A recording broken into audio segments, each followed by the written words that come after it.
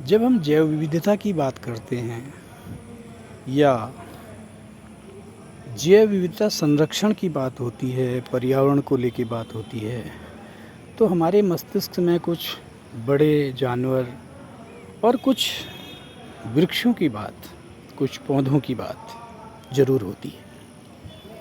और हमें लगता है कि इन चीज़ों का संरक्षण ही ज़रूरी है या यही उगाए जाने चाहिए, इन्हीं को बचाया जाना चाहिए और इन्हीं के हिसाब से उसके आवास को बचाया जाना चाहिए। ये आप देख रहे हैं, इसमें असंख्य पौध प्रजातियों की बीज उपस्थित है। किसने बोया, किसने गोड़ा, कौन सिंचाई किया, कौन निराई किया, कौन इनकी देखभाल कर रहा है या इसके बारे में सोच रहा है। बारिश का समय,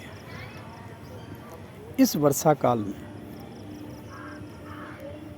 जैसे ही गर्मी ख़त्म होती है, थोड़ी सी बूंदाबांदी शुरू होती है और ये बीज उगने लगता है। इसमें ज़्यादातर घासें हैं और इन घासों के लिए इस युग को जाना जाता है। वर्तमान युग घासों का है। यदि हम पौधों की दृष्टि से देखें, ये घासों का युग है। ऐसे जीवों, यदि हम जंतु में देखेंगे तो ये युग कीटों का है। तो यदि अभी के हिसाब से दोनों के लिए ये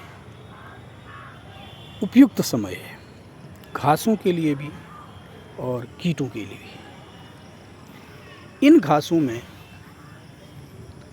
तमाम ऐसे जीन मौजूद हैं, ऐसे गुण मौजूद हैं, ऐसे रसायन मौजूद हैं जो हमारे कृषि जैव विविधता के लिए महत्वपूर्ण हो सकते हैं, औषधीय दृष्टि से महत्वपूर्ण हो सकते हैं।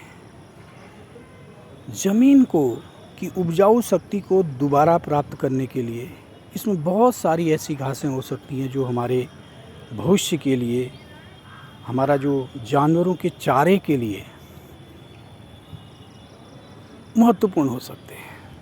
ये ज़रूरी नहीं कि ये जो घासें हमें दिख रही हैं यहाँ पर, उन्हीं का हमें सीधे उपयोग करना है। नहीं,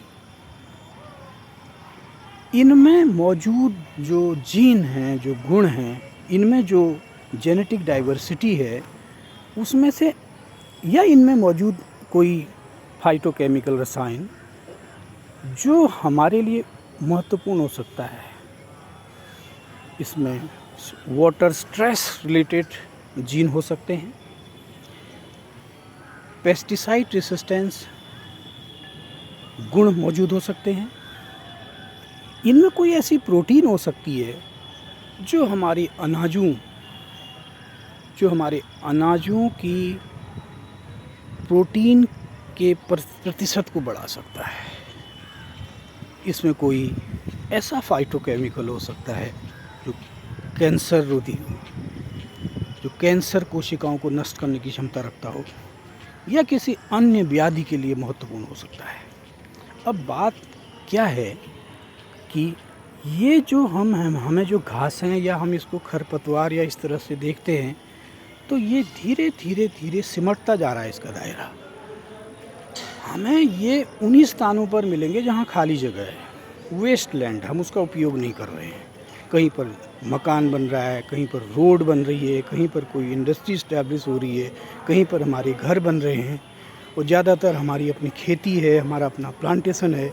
तो जहाँ भी खेती और प्लांटेशन होता है वहाँ की घास को हम बर्बाद कर देते हैं, हम ख़त्म कर देते हैं उसको, क्योंकि उससे जुड़ा हुआ हमारा कृषि का मुनाफा जुड़ा हुआ है।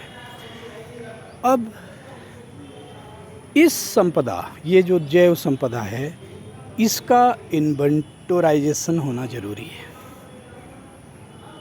इसका बायो प्रोस्पेक्शन होना ज़रूरी है कि इनमें कौन से ऐसे गुण हैं।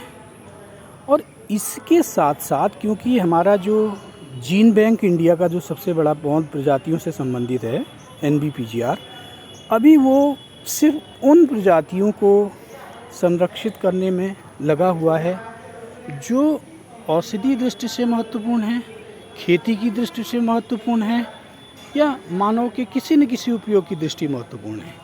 ज़रूरत भविष्य इन पर निर्भर होगा। जो ये घासें हैं ये मानव समाज के लिए बेहद कल्याणकारी साबित होंगी यदि हम इसका सही तरह से इनको समझ सकें, इनकी एग्रोनॉमी को समझ सकें, इनकी ब्रीडिंग को समझ सकें, इनमें जो ग्रोथ एंड डेवलपमेंट की जो मैकेनिज़्म है उसको समझ सकें।